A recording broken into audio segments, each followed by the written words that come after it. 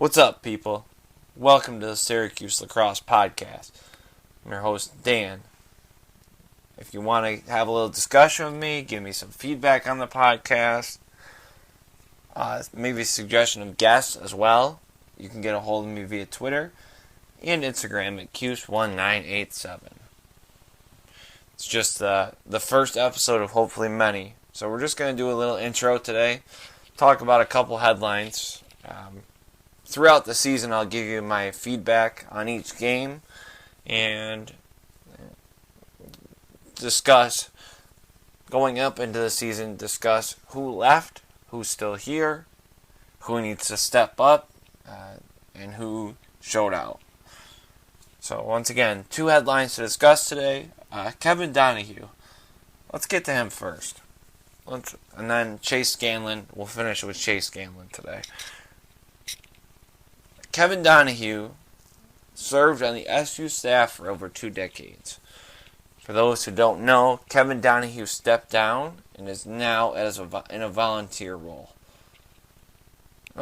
Coach transition game, offense, also face-off, which I didn't actually know, which he helped guys develop. He helped Ben Williams develop, actually, into one of the best face-off guys in the country. And has also worked with Jacob Fopp and Nate Garlow, among others, and Danny Varillo. So, the question becomes, why did he step down? Who replaces him? What's next for the program? Because I think he stepped down because the game has changed from where he started coaching, obviously 2 decades ago. Recruits don't really, the right word is, the recruits don't really see themselves in older people, I guess, in a way. It's not a bad thing, but they see themselves in somebody now, somebody who plays in the PLL, somebody who played pro recently. They're going to relate to them better. That's the word I wanted to use. They're going to relate to them better. So, I think that's part of it. With the staff being so old at Syracuse, that's not a bad thing, obviously, but with their history and everything, I think recruits want to go where a younger staff, somebody they can relate to. You know, you look at guys out in Utah, like Will Manny and Marcus Holman. They're guys that play pro now, but still are coaching, so they can recruit guys and say, look, I play in the PLL every weekend. That's what you can do if you develop under me, if you come to my school. So I think that's part of it for Kevin Donahue. I also think his daughter Riley is a senior, I believe, at SU this year, so wanted to spend time with her, watching her senior season, while also spending time with his grandkids and his sons, and his 2 other sons, Colin and Dylan. All the Donahues have gone through the SU program. Colin in 2011, I believe, and Dylan was in 2016, if I'm not wrong. So I think that's part of it as well. The big question on SU fans' minds, though, is who's the replacement? Who steps in to be the offensive coordinator, per se. I think the answer, a couple possible answers, actually. I've got a couple names that I think would be perfect. 2 of them I've already mentioned. Will Manny, who is a pro right now. He also obviously played in college, so he knows the college game, and now he plays pro, so now he can relate to these kids. As he's going into somebody's house, he can say, like I said earlier, he can say, look, I've been where you were sitting. I got recruited. I can get you to this spot. I can get you to PLL. I can get you to the MLL. I can get you to the NLL. I can get you to pro lacrosse in general. So he has also got experience in the game, in the coaching game. So you almost need somebody right now, I would say, who has a little bit of experience in the coaching game. But there's devil's advocate of, if you want a young coach, you're not going to really find somebody, I don't think, that has enough experience that people want. And generally, Syracuse chooses people that have gone to the university, obviously played for the program, been associated with the university somehow. So I think that's the question mark, is who do they go? Will they finally go outside the program? Outside the program. Another name to mention besides Will Manny is Marcus Holman, also on the Utah Ute staff, also plays in the PLL. Interesting name to throw in here, who I think has to be considered, is Matt Brown. Matt Brown is the current assistant lacrosse coach at Denver. Not saying he would come to Syracuse, but maybe Syracuse makes a phone call and at least offers him an interview or offers him a job. Couple names that might be dark horses but may get chosen. Dylan Donahue, actually, which is Coach Donahue's son, who played at SU. Younger mind, like I said earlier, somebody that can relate to recruits. Played pro for a little bit. He played in the MLL, so he can relate to guys. He can, once again, like Will Manny and Marcus Holman, he can go into a house and say, "Look, I played at this program. I know what they can do. I know how I developed. I can see your son in the same sense as I can see myself. He's somebody that I can develop. He's somebody that I can send to the pros." So I think that'd be a huge get, to get somebody like Will Manning or Marcus Holman. I would say Matt Brown and Dylan Donahue are two names that are going to get brought up, but I just don't see them going that way. I almost see them, like I talked about before, them staying in the program. I see them going outside the program to get this, because they really need somebody who can bring in recruits. So I think it was a good move by Kevin Donahue. Maybe he's realizing the game has caught up to him. A lot of coaches don't realize that, so a lot of coaches will stay too long. But maybe he realized that it caught up to him, and maybe he finally said, "I need to step down." Or, like I said, maybe it might be a combination of, I want to spend time with my grandkids, I want to spend time with my son and my two sons and a daughter, and I want to watch my daughter's senior year at SU. So, can't fault the coach either way. I just, as a season ticket holder for SU Lacrosse, I hope they bring in somebody, bring some excitement to the program, gets us back on the road to the Final Four. I'll say it that way. Which brings me to my next point. Chase Scanlon. Huge name in lacrosse world. Anybody that follows lacrosse knows where he played. He played at Loyola. Couple things about Scanlon, though. He actually was originally an SU commit, and then decommitted. Don't really know the reason why. Couldn't really pull that up, find that in my research. But while he was at Loyola, he put up 43 goals as a freshman. It's a good amount for a freshman. The better part of that is he was tied for the most goals by a midfielder in D1. That's huge. Freshman contributing right away. He then, at the end of the year, ended up leaving Loyola. Citing chemistry issues is one of the reasons why. He's gone back and forth with a couple of Loyola guys on Instagram that I've seen, the ones that have criticized him for leaving. I respect Chase for coming back at him. If you aren't feeling the chemistry in the locker room and you aren't feeling welcome, I'd go somewhere else too. Luckily for me as an SU fan, Chase Scanlon chose Syracuse, gave him a second chance, and joined an already loaded Orange offense, which is going to feature Tucker Dordovich, Brendan Curry, and Peter Dirth, among others. Biggest part about Scanlon coming is Desco offered him the 22.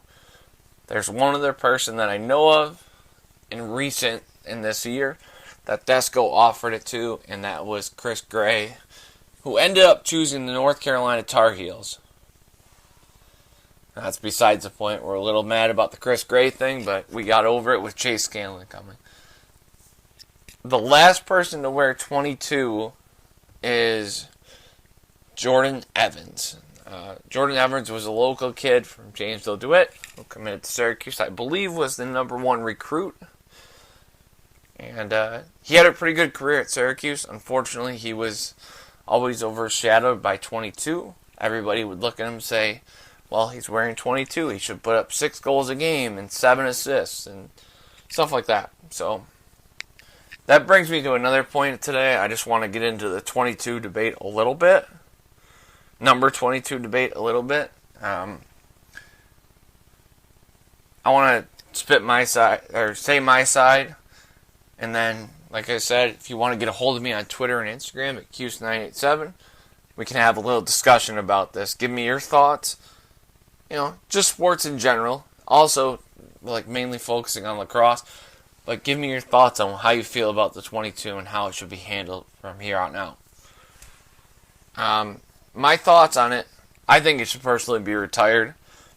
I've watched guys through my seasons of watching SU Lacrosse, like the Charlie Lockwoods, the Powell brothers, obviously, and many others. I just don't see, the 22 puts so much pressure on somebody to produce. There have been guys that have lived up to it. There have also been guys that underwhelmed it a little bit, I would say. I don't know if that's the right word, but that's personally how I feel about it. But I think it just puts so much pressure, and I think if you're going to have the 22, there has to be guidelines to give it away. I think you can't give it to a freshman walking in, because now you're looking at that freshman and saying, look, you've got to take over every game, or you're going to get criticized every game by every SU fan, which, trust me, it happens every game. I just think that there should be a guideline where the team chooses a senior, a junior, somebody that has proved their worth to the program, somebody that's put in their work in the program for 3 years or 4 years, depending on how you want to give it out. And then the team can choose who they want it. Essentially, same thing as a captain. So I would say retire it. Let it be one of the Harrowwood numbers at Syracuse. Like the 44 football. Don't let anybody else wear it, because I think at this point, let's say Chase Scanlon doesn't have a great season. Now everybody's going to look at the 22 and say, why'd you offer it to him? Why is he wearing 22 if he doesn't put up a bunch of points? So, I just feel like the 22 just needs to be hung up in the rafters and admired for the people that have come through and worn it. Maybe have a little ceremony at halftime one of the games and just say, look, we understand there's great players that have worn it. We understand there's probably going to be some great players that would wear it. But we feel as if it's better to retire this number and let the people enjoy it for what it's worth. So, that's just a little intro into what I'm going to talk about. Like I said, I'm gonna have game by game reaction. Hopefully, get a couple fans reaction. Hopefully, talk to a couple of my season ticket holder friends. Maybe get them on the show. Kind of get their thoughts going into the season, while also discussing. We'll talk about a little bit when the schedule comes out. We'll talk when we see the official roster in the spring. We'll talk about a little bit of that. One more thing I want to get to today is the schedule is going to look a little different, and we'll touch on this when the schedule episode comes out. But the schedule is going to look a little different because the games aren't going to be playing the Carrier Dome. I believe it's after March that the Carrier Dome will be closed for renovation, so Syracuse lacrosse games will be held outside for the first time since I can remember. We had the Duke game last year at CNS, which was a big success.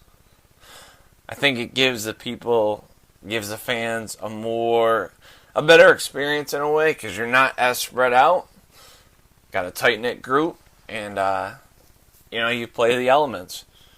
So that's my 2 cents on that, but let everybody go on that, and hopefully everybody has a good day, and hit that subscribe button, because I really appreciate it, and want you to keep listening. Like I said before, if you want to get a hold of me, have a little discussion about this, give me some feedback. Apologize if my voice sounds horrible, but you can get a hold of me via Twitter and or Instagram at Cuse1987. Thank you. Have a good day. Welcome to the SU Lacrosse Podcast. This podcast is available on Spotify, Apple, Anchor, and any other platform you get your podcast from. If it isn't available, please reach out to me, and I will make sure that it goes on that platform. I'm your host, Dan, season ticket holder for SU. As long as I can remember, been going to SU games since I was a baby. If you enjoy this podcast, feel free to hit the subscribe and or follow button wherever it is possible. A couple things to get to today. As the title says, Pat March, exclamation points, with all kinds of exclamation points. We're going to get to that in a minute. We're also going to talk about some dates and just some upcoming things for the podcast. Let's touch on Pat March first. Before we get into that, last episode we discussed the possible replacements for Kevin Donahue, who stepped down from the offensive coordinator and recruiting coordinator role. He was a huge part of the offense, I'm not going to lie. Even as a fan, you could see what he was running. You could see the type of plays he was running. He stepped down to spend time with his family. He's got a couple of grandkids now, so we want to spend time with them. He's got a couple of kids. His daughter, I believe, is a senior at SU, so he wants to be able to spend more time with her. Understandable. I think there's other reasons as well, but that's a couple of the main reasons. So, like I said, last episode we talked about replacements. I listed Will Manny. I listed a couple other names that I can't think of off the top of my head. Matt Abbott, who's playing professionally for the Chesapeake Bayhawks, I believe. One of the names I didn't mention that they ended up hiring was Pat March. To be honest, this was kind of a shocker, but after reading, this was a shocker to me at first, but after reading a little bit more about March, I think I was happy with the hire, to be honest. He has 8 years coaching. He's coached at Vermont.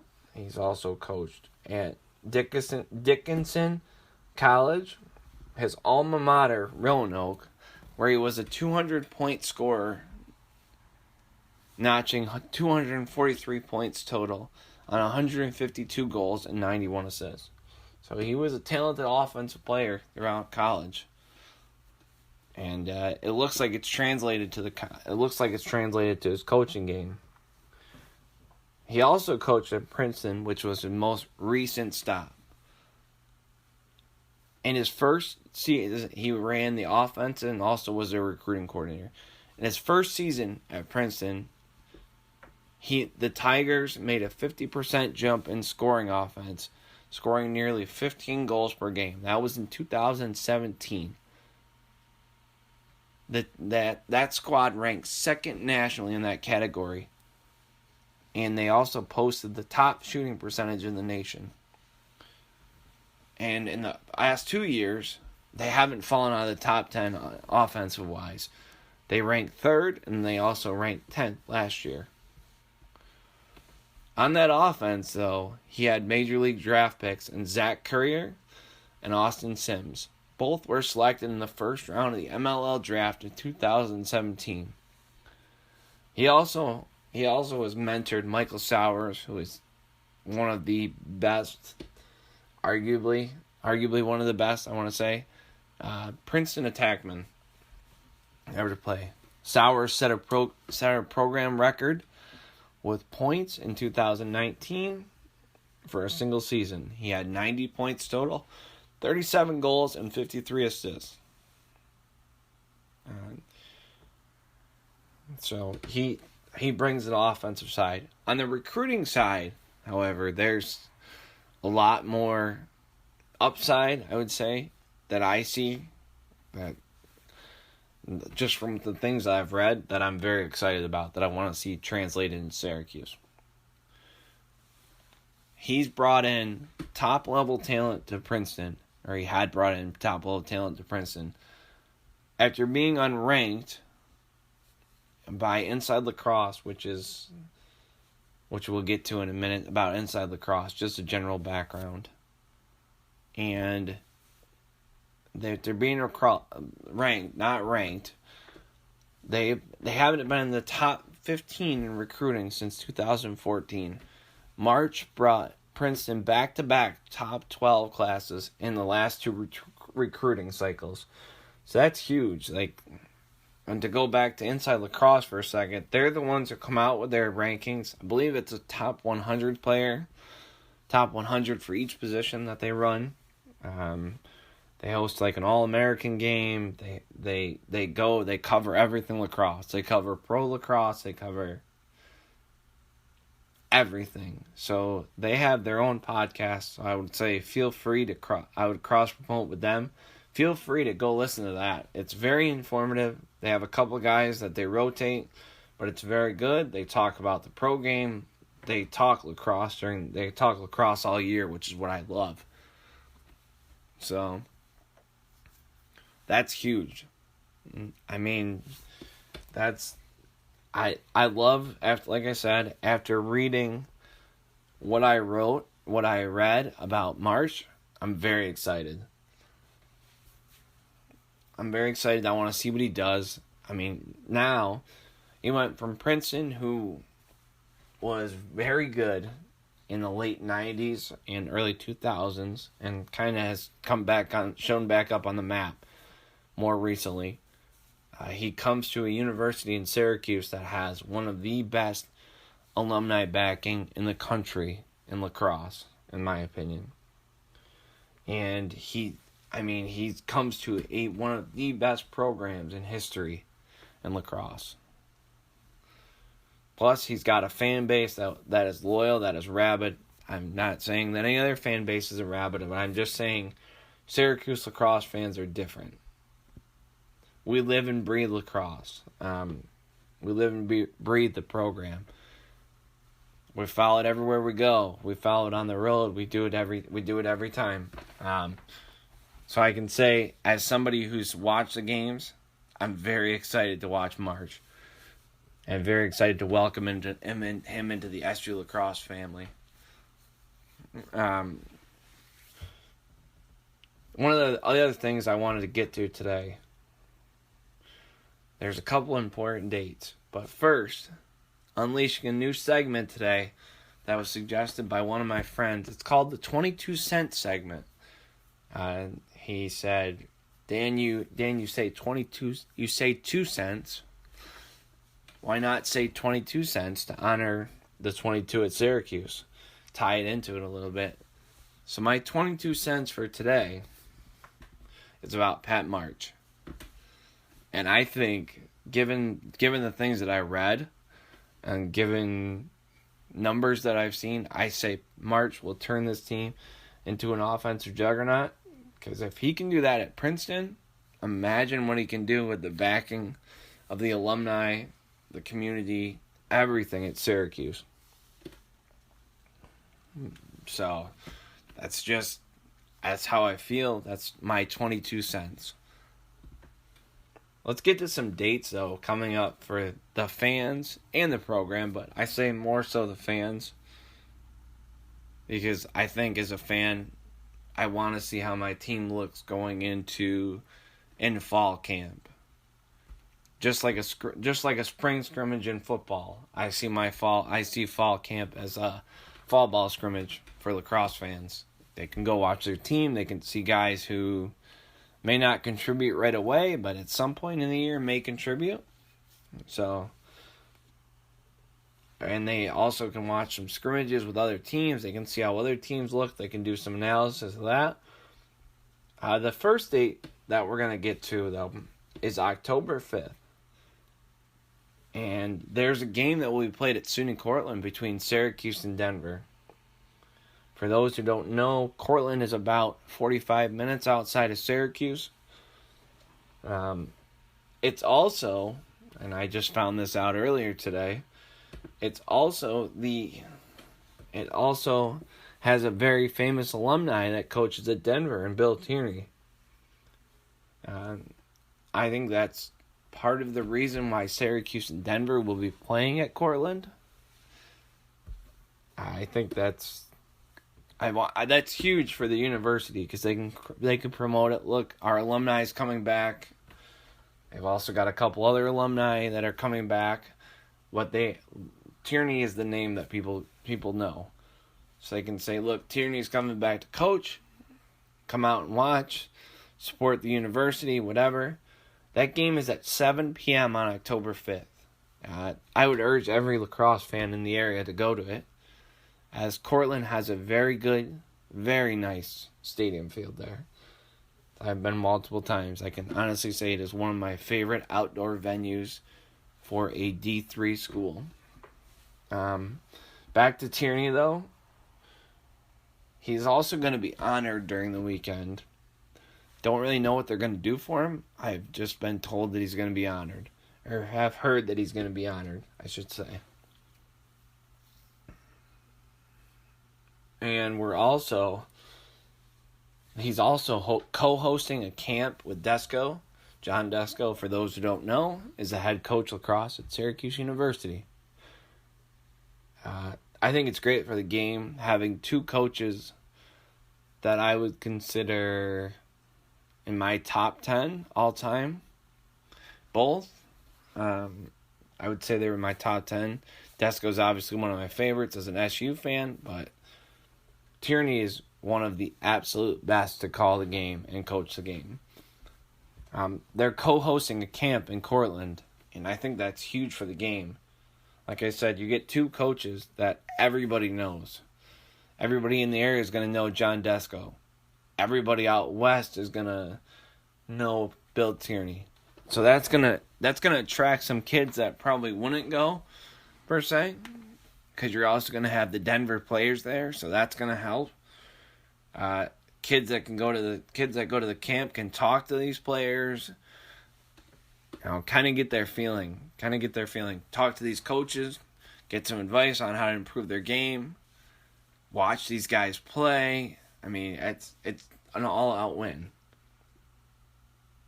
It's a it's a win-win for the university because Cortland gets free promotion out of it.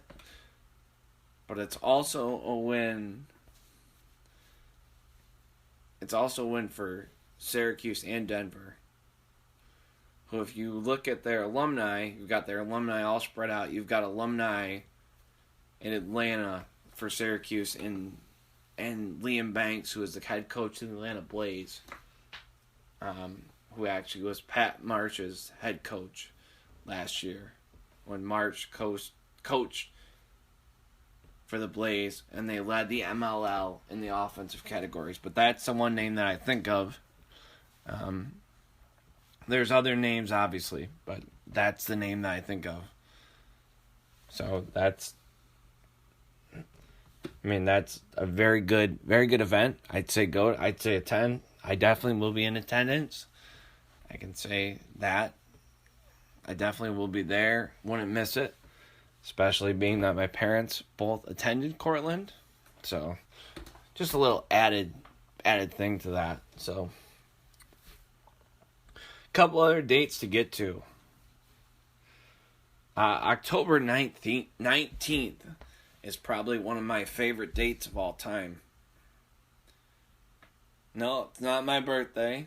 No, it's not anybody else's birthday. It is the annual Syracuse Lacrosse alumni game. In years past, they've done the orange and white squad. I don't really know what the names of the teams are doing, what the names of the teams are going to be or anything like that.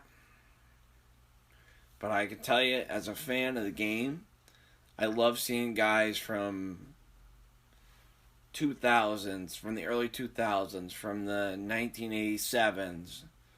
I believe we saw a guy, there was a guy listed in the program last year from 1960, I want to say, or some insane number that he was playing in, but he played in the game.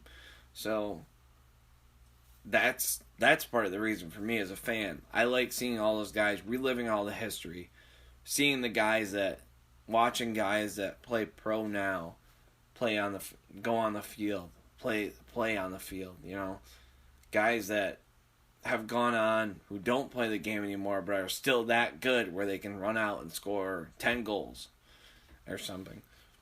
So I'm very excited to see some players that I know or that I remember, and also to see some names that I don't really remember and from years past playing. That game is actually starting at noon Eastern, and following that is another favorite of mine, the inter-squad scrimmage. Besides the game at Denver on October 5th, this is going to be the first time to see the team. You're going to see some names that you don't remember. Guys that redshirted last year, guys that were third strings. You're going to see some of those guys playing a lot because this is going to be a full field inter-squad scrimmage. They're going to stop the game. They're going to work on some things. They're going to go over some things. But in general, it's just a great experience for the fans. Tickets to this and the alumni game, so you get both. You get $10. It's $10. And you don't have to pay for parking. Win-win. $10 gets you in for both games. So I would highly recommend anybody in the Syracuse area who hasn't gone or has gone in years past, go this year. You're going to really enjoy it.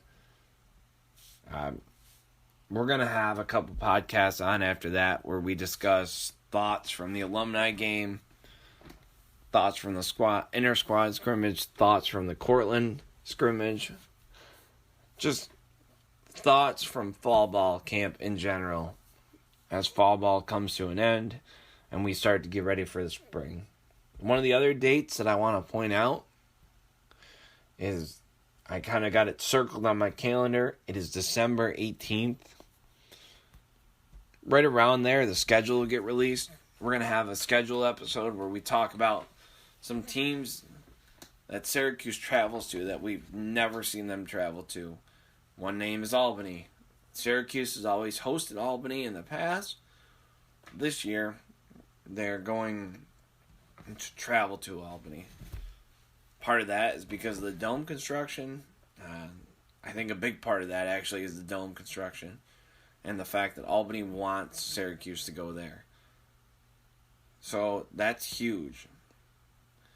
One thing I'm looking forward to in general in this podcast is I have somebody who I interact with on social media. Looking to have him on at some point. Won't mention his name. I want to build some suspense with that. But somebody who I interact with on social media, who is a former SU player, I consider him somebody that I look up to. We're about the same age. I think we actually are the same age.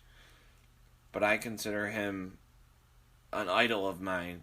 The things that he's done in his lacrosse career and out of his lacrosse career, I'm just going to tell it out for you. It's Jovan Miller. Somebody who I absolutely respect. So I've been back and forth with Jovan a little bit. And I'm trying to just line up some timelines. He has told me we're just going to line it up and we're going to talk some lacrosse. Because I want to get his thoughts on the state of the program, being a former player, while also looking forward to the future of the program.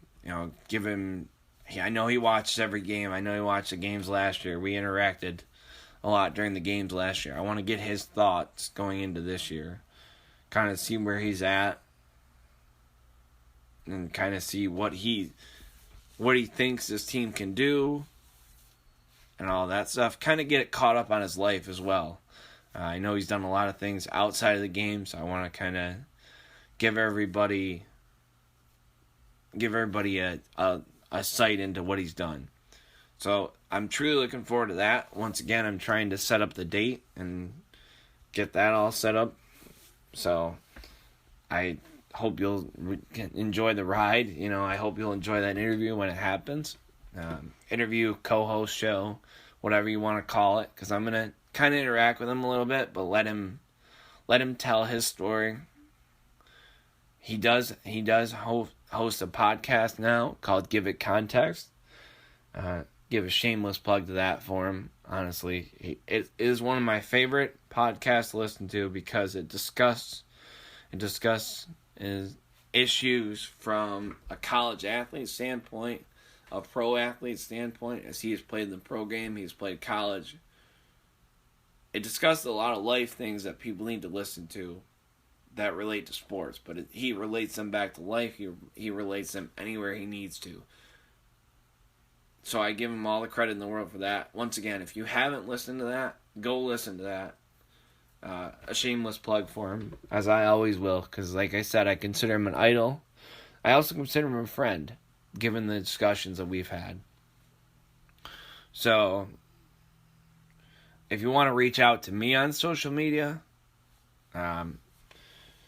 my social media on Twitter and Instagram is Cuse1987.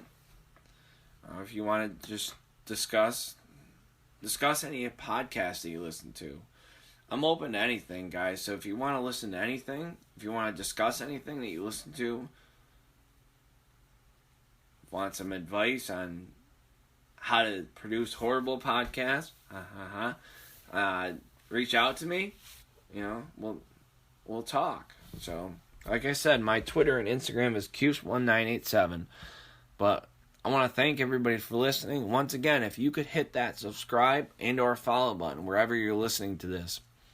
And also, hit the share button. Because you guys don't know how much the share means to me. It truly means the world when I see somebody post an Instagram story, sharing somebody's podcast, promoting it, whatever they do. Like that helps people like me that do podcasts so much. More than you'll ever know. So I just want to thank everybody for listening. And go Orange. All right. Have a good day, people.